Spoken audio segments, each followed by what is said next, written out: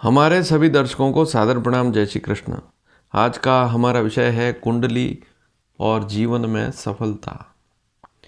हर व्यक्ति चाहता है कि जीवन में सफल हो, हर क्षेत्र में उसे लाभ मिले, और विशेषकर यदि व्यक्ति का काम काज अच्छा है तो जीवन में सब अच्छा है।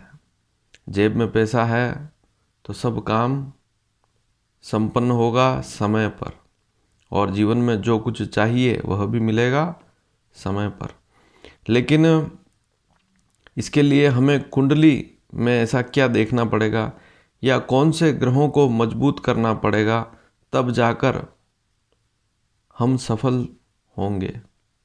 एक तो व्यक्ति को ज़रूरत ही नहीं है जन्म पत्रिका दिखाने की, उसके सारे ग्रह मजबूत हैं, सारी स्थितियां बहुत अच्छी है, तो जन्म पत्रिका दिखाने की आवश्यकता ही नहीं है।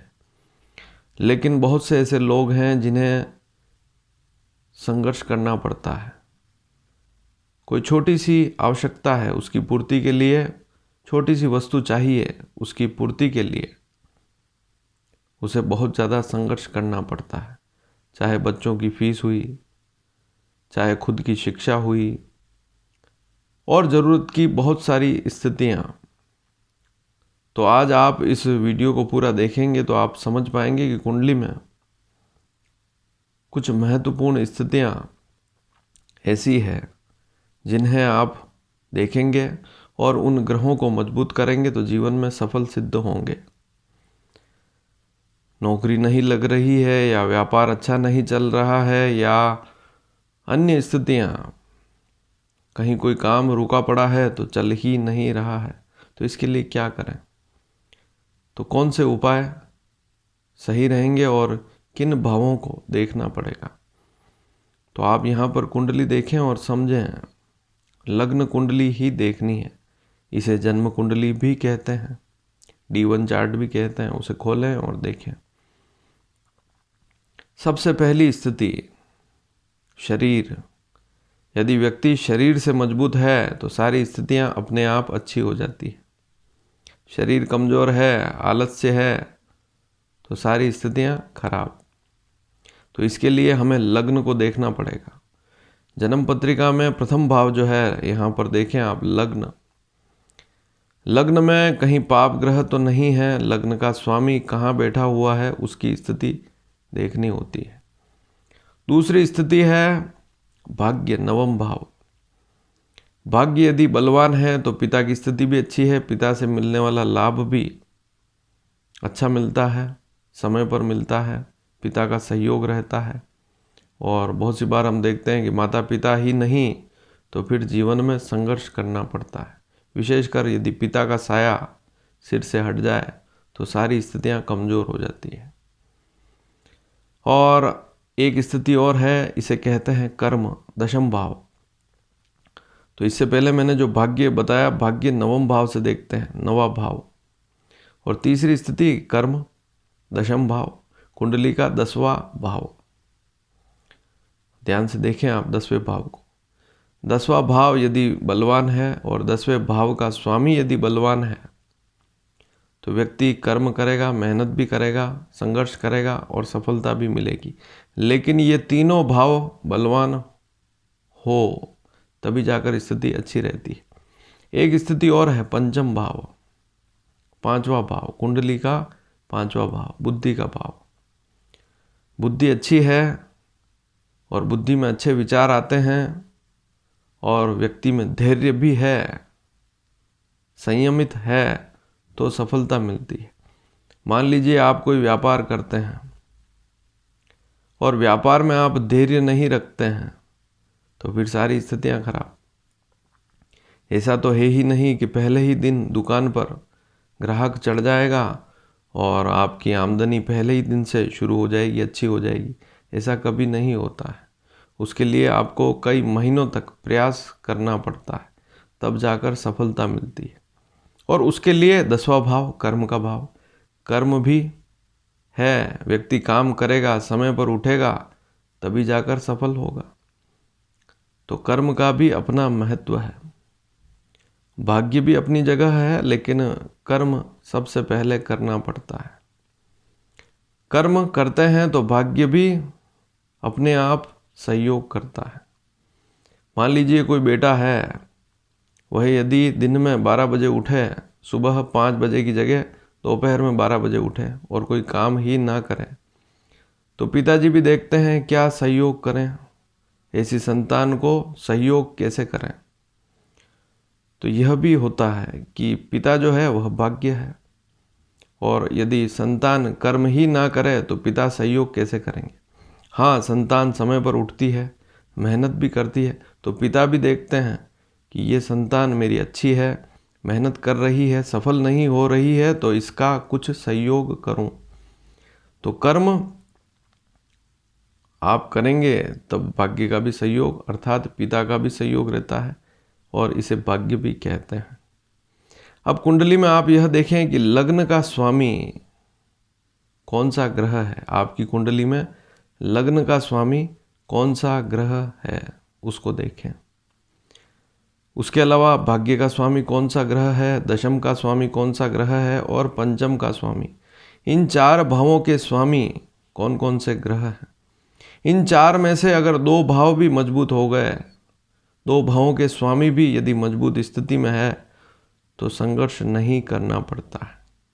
अब इन 4 भावों के स्वामी यदि लग्न में, द्वितीय में, दशम में, नवम में, एकादश भाव में या पंचम भाव में है, या केंद्र में जैसे चौथा भाव, 7वां भाव, इनमें बैठे हुए हैं, तो स्थिति खराब नहीं होती है, व्यक्ति को सफलता मिलती रहती है। लेकिन यदि किसी कुंडली में लग्न में ही जैसे राहु बैठ गया, बुरी स्थिति में है, तो वहाँ पर आपको राहु के जाप करने चाहिए। विशेषकर राहु और शनि के लिए यदि राहु के जाप करें, महंगे पड़ते हैं, तो आप हनुमान जी की रोज उपासना करेंगे तो आपको लाभ मिलता है। सुंदरकांड करें, हनुमान चालीसा करें, बजरंग बाण करें। और लग्न का स्वामी यदि 6ठे, 8वें, 12वें भाव में नहीं है, तो लग्न का रत्न भी अवश्य धारण करें। जैसे मेष लग्न की कुंडली है तो मंगल लग्न का स्वामी होगा, ऐसी स्थिति में मूंगा पहन सकते हैं। तो इसी प्रकार से लग्न का जो स्वामी है उसका रत्न धारण करेंगे, यदि वह 6ठे, 8वें, 12वें भाव में नहीं है तब। और यदि 6ठे, 8वें, 12वें भाव में लग्न का स्वामी बैठा हुआ है, या इन 4 भावों में से किसी भी भाव का स्वामी, 5वां भाव, 9वां भाव या 10वां भाव, इन भावों के स्वामी यदि 6ठे, 8वें, 12वें भाव में हैं और किसी पाप ग्रह के साथ बैठे हुए हैं या शत्रु ग्रह के साथ बैठे हुए हैं, तो उसके भी उपाय करेंगे तो आपको लाभ मिलेगा। लेकिन कुंडली में अक्सर देखा जाता है कि हम बहुत सी बार जैसे शनि को बुरा मानते हैं तो शनि के उपाय कर देते हैं, या मंगल को बुरा मानते हैं तो मंगल के उपाय कर लेते हैं, या सूर्य के उपाय कर लेते हैं, बिना सोचे विचारे उपाय कर लेते हैं। एक बात अवश्य ध्यान में रखें, जो ग्रह लग्न का स्वामी है या पंचम का स्वामी है या नवम का स्वामी है, उसके उपाय अर्थात उसकी पूजा नहीं करनी चाहिए। उसके रत्न पहनने ज़्यादा शुभ रहते हैं, इस बात को भी समझें। किसी कुंडली में 12वें भाव में शनि और राहु, या चाहे तो राहु हो चाहे शनि हो, बुरी स्थिति में है, ऐसे व्यक्ति को भी आलस्य रहता है। 6ठे भाव में शनि बैठा हुआ है तब भी व्यक्ति खाने पीने पर ध्यान नहीं देगा, दिन भर खाएगा, पेट बढ़ जाएगा, वजन बढ़ जाएगा, उससे भी आलस्य रहता है, इस बात को भी समझें। तो वहाँ देखें कि उस कुंडली में शनि यदि लग्न, पंचम, नवम का स्वामी नहीं है तो शनि के मंत्रों का जाप कर सकते हैं, और विधिवत करना चाहते हैं तो किसी पंडित को बुलाकर भी कर सकते हैं। बाकी शनि के मंत्र सिंपल से हैं, ओम शम शनिश्चराय नमः। आप चाहेंगे तो मैं इसी वीडियो के नीचे यहाँ पर, वैसे आप देखेंगे तो इसी वीडियो के नीचे नवग्रह मंत्र में लिख दूंगा, तो ऐसे ही आपको समझना है। और नवम भाव जो है भाग्य में देखें कि भाग्य भवन में कौन सी राशि लिखी हुई है, उसका स्वामी यदि कुंडली में अच्छी स्थिति में है, कहने का तात्पर्य लग्न में, द्वितीय में, केंद्र में, पंचम में, नवम में। केंद्र लग्न, चतुर्थ, सप्तम और दशम को केंद्र कहते हैं। यदि नवम भाव का स्वामी 6ठे, 8वें, 12वें भाव में नहीं है तो नवम भाव में जो राशि लिखी हुई है उसके रत्न को भी आप धारण कर सकते हैं। उससे बहुत सी बार होता यह है कि भाग्य का जो स्वामी है उसके अंश कम हैं या बहुत ज़्यादा हैं, मृत या बाल्य या वृद्ध अवस्था में है, तो उसके फल नहीं मिल पाते हैं, तो उसके रत्न को भी धारण करना शुभ रहता है। दशम भाव, विशेषकर दशम भाव के स्वामी का भी रत्न आप धारण कर सकते हैं। मान लीजिए आपकी वृषभ लग्न की कुंडली है, या कन्या लग्न की कुंडली है, या मकर लग्न की कुंडली है, या कर्क लग्न की कुंडली है, वृश्चिक लग्न की कुंडली है और मीन लग्न की कुंडली है। तो इन लग्न कुंडलियों में दशम के स्वामी का रत्न आप धारण कर सकते हैं। 6 कुंडलियां ऐसी है, वृषभ लग्न, कन्या लग्न, इसके बाद मकर लग्न और कर्क लग्न, वृश्चिक लग्न और मीन लग्न। 6 ऐसी कुंडलियां हैं। उनको आप अगर उनमें से एक में भी आपका जन्म है तो वहाँ पर आप देखें कि दशम भाव में जो भी राशि लिखी हुई है उसका रत्न धारण करेंगे तो आपको लाभ मिलेगा। लेकिन दशम का स्वामी 6ठे 8वें 12वें भाव में ना हो, इस बात को भी समझें। और यदि दशम का स्वामी पाप ग्रहों के साथ है तो जिस पूरे ग्रह के साथ है उसके जाप करेंगे तो लाभ मिलता है। कुंडली के यही नियम याद रखने पड़ते हैं, तभी जाकर हमें सफलता मिलती है। तो दशम भाव में जैसे वृषभ लग्न की कुंडली है तो दशम भाव में लग्न में 2 का अंक होगा, दशम भाव में 11 का अंक होगा। ऐसी स्थिति में नीलम रत्न आप धारण कर सकते हैं वृषभ लग्न वाले, यदि शनि 6ठे 8वें 12वें भाव में नहीं है। इसी प्रकार से कर्क लग्न की कुंडली है तो मूंगा आप पहन सकते हैं, दशम का स्वामी मंगल बनेगा। तो मंगल 6ठे 8वें 12वें भाव में नहीं है तो मूंगा पहनेंगे तो लाभ मिलता है। लग्न के रत्न को भी आप इस कुंडली में चंद्रमा भी अच्छी स्थिति में है लेकिन उसके अंश कम हैं, ज़्यादा हैं, 12 से 18 या 10 से 20 डिग्री के बीच में नहीं है चंद्रमा, तो मोती रत्न धारण करना भी शुभ रहता है। कुंडली में यदि चंद्रमा और सूर्य दोनों बलवान हैं तब भी व्यक्ति के पास किसी भी वस्तु की कमी नहीं रहती है। भौतिक संसाधन, नौकरी, सारी स्थितियां समय पर मिलती है, विवाह भी समय पर होता है।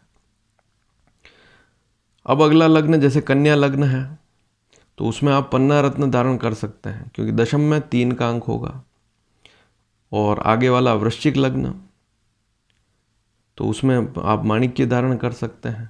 अगला लग्न जैसे है मकर लग्न तो उसमें आप ओपल रत्न धारण कर सकते हैं। सब दशम भाव में 7 का अंक होगा तो तुला राशि होगी दशम भाव में, शुक्र को बलवान करेंगे तो कर्म अपने आप करेंगे, नौकरी भी अच्छी मिलेगी। या आप स्वयं का व्यापार कर रहे हैं, ऐसी स्थिति में लग्न बलवान होना चाहिए। लग्न का स्वामी 6ठे 8वें 12वें भाव में बैठा हुआ है तो व्यापार सोच समझ कर ही करें। बहुत सी बार ऐसा भी देखा जाता है कि दशाएं भी कहीं उल्टी सीधी चल रही है तब भी लाभ नहीं मिलता है। जैसे मान लीजिए मेष लग्न की कुंडली है तो ऐसी कुंडली में लग्न का स्वामी मंगल बनेगा, पंचम का स्वामी सूर्य बनेगा, नवम का स्वामी गुरु बनेगा। और मंगल सूर्य गुरु की दशा ही नहीं आने वाली भविष्य में कभी, तब भी व्यक्ति को संघर्ष ज़्यादा करना पड़ता है। ऐसी स्थिति में उसे भाग्य के रत्न को धारण करना पड़ेगा। पुखराज लग्न के मूंगा, लग्न का जो रत्न है मूंगा, उसको भी पहनेंगे तो अच्छा रहेगा। पंचम के रत्न को भी धारण कर सकते हैं यदि सूर्य कहीं कमज़ोर स्थिति में है, पाप ग्रहों के साथ बैठा हुआ है। इस बात को आप अवश्य याद रखें। तो ये कुछ स्थितियां हैं, इनको जब तक नहीं समझेंगे और उपाय में भी उनके ही उपाय करें, उन ग्रहों के जाप, उपाय में विशेषकर रत्न उनके धारण करने हैं। ऐसे ग्रह जो लग्न पंचम नवम के स्वामी हो, विशेषकर जो 6 लग्न बताए मैंने, जैसे मीन लग्न की कुंडली है तो उसमें दशम भाव में धनु राशि होगी। ऐसी स्थिति में लग्न में 12 का अंक होगा, दशम भाव में 9 का अंक होगा, तो मीन लग्न में आप पुखराज रत्न धारण कर सकते हैं। मीन लग्न वाले जितने भी लोग हैं पुखराज पहन सकते हैं। मकर लग्न वाले ओपल या हीरा डायमंड पहन सकते हैं। हीरा महंगा आता है तो ओपल पहन सकते हैं मध्यमा अंगुली में, मिडिल फिंगर में। और इससे पहले मैंने वृश्चिक लग्न बताया, उसमें आप माणिक्य पहन सकते हैं, सूर्य को बलवान कर सकते हैं यदि सूर्य कुंडली में कहीं कमज़ोर स्थिति में है। तो ये सारी स्थितियाँ समझनी होती है और जब तक कुंडली को नहीं समझेंगे, ग्रहों को नहीं समझेंगे, तब तक फिर उनके उपाय भी सही तरीके से नहीं कर पाएंगे। हमें उपाय किस ग्रह का करना है, हम किस ग्रह के उपाय कर रहे हैं, तो वहाँ पर हमें नुकसान भी होते हैं। अब मेष लग्न की कुंडली है, वहाँ हम शनि के रत्नों को धारण करेंगे तो नुकसान होगा, वह फायदा नहीं देगा। वृषभ लग्न की कुंडली है, नीलम पहनेंगे तो अच्छा रहेगा। यदि शनि कहीं अच्छी स्थिति में है और वह सूर्य के साथ बैठ गया, कहीं अस्त स्थिति में है शनि, तो वहाँ नीलम पहनने से आपका भाग्य और कर्म दोनों ही प्रबल होंगे। और एक बात हमेशा समझें कि यदि शरीर में कमजोरी है तो लग्न के रत्न को अवश्य पहने। जैसे अन्य लग्न है, मेष लग्न है, तो उसमें मूंगा आप पहनेंगे तो अच्छा रहेगा। मिथुन लग्न है तो उसमें आप पन्ना रत्न पहनेंगे तो अच्छा रहेगा। सिंह लग्न है, उसमें भी मूंगा है, माणिक्य है, पुखराज पहनेंगे तो आपके लिए अच्छा रहेगा। तुला लग्न है, उसमें भी आप ओपल रत्न धारण कर सकते हैं। धनु लग्न है तो आप पुखराज पहन सकते हैं, मूंगा भी पहन सकते हैं, इस लग्न में माणिक्य भी पहन सकते हैं। उसके अलावा जैसे कुंभ लग्न है, तो कुंभ लग्न में भी आप देखें कि इसमें आप पन्ना रत्न धारण करेंगे तब भी लाभ मिलेगा। और इसमें विशेषकर अगर आप भाग्य का रत्न धारण करेंगे, जैसे ओपल रत्न मध्यमा अंगुली में दूधिया कलर का, तो कुंभ लग्न में लाभ मिलेगा। तो हमें समझना पड़ता है कि हमें किस रत्न को धारण करना है। और यदि लग्न पंचम नवम के स्वामी छठे आठवें 12वें में है, तो वहाँ पर देखें कि वे किस स्थिति में है। उनके साथ यदि कोई पाप ग्रह है जो उस कुंडली में शुभ नहीं है, तो उसके रत्न धारण करें। लग्न पंचम नवम के स्वामी कभी भी अशुभ फल नहीं देते हैं, इस बात को भी समझें। तो उसके अलावा जो ग्रह हैं, अनेक बार बताता हूँ, हर कुंडली में अलग अलग ग्रह होते हैं। जो कुछ 3-4 ग्रह ऐसे होते हैं जो लाभ देने वाले होते हैं, 3-4 ग्रह ऐसे होते हैं जो नुकसान करने वाले होते हैं। तो जो नुकसान करने वाले ग्रह होते हैं उनके जाप करने शुभ रहते हैं। तो लग्न को बलवान करें, दशम को बलवान करें, नवम को बलवान करें। 3 भाव तो ऐसे हैं, यदि इनको बलवान करते हैं, इनके रत्न धारण करते हैं, तो जीवन में सफलता मिलती है।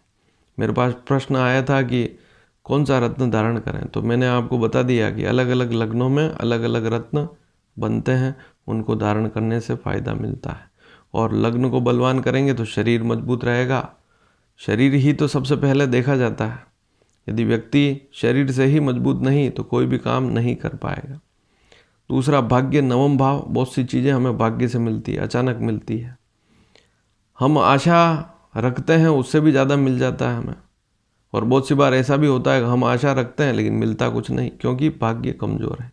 तो भाग्य के रत्न को, नवम भाव के रत्न को धारण अवश्य करें। और 6 लग्न ऐसे हैं, वृषभ, कन्या, मकर, कर्क, वृश्चिक और मीन। इन 6 लग्न में जितने भी लोग जन्म ले चुके हैं, उनको सफलता के लिए दशम भाव में जो राशि लिखी हुई है, मैं बता चुका हूँ इसी वीडियो में, उस रत्न को धारण करेंगे तो आपको लाभ मिलेगा। लेकिन दशम का स्वामी छठे आठवें 12वें भाव में है तो रत्न नहीं पहनना, इस बात को भी समझें। तो उपाय करेंगे तो लाभ अवश्य मिलेगा। और यह जानकारी आपको अच्छी लगी हो तो शेयर अवश्य करें, सब्सक्राइब करेंगे इस चैनल को, तो आने वाले समय में और भी महत्वपूर्ण जानकारियाँ आपको समय समय पर मिलती रहेगी। धन्यवाद। जय श्री कृष्ण।